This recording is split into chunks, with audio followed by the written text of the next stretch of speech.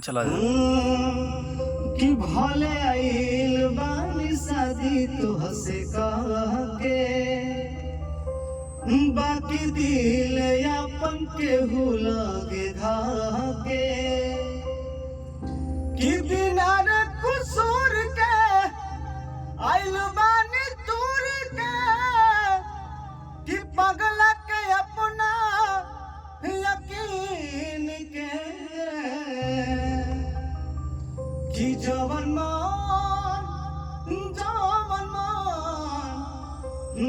मान करे कालाए राजा, बिना दिल के तुए दुल्हन से।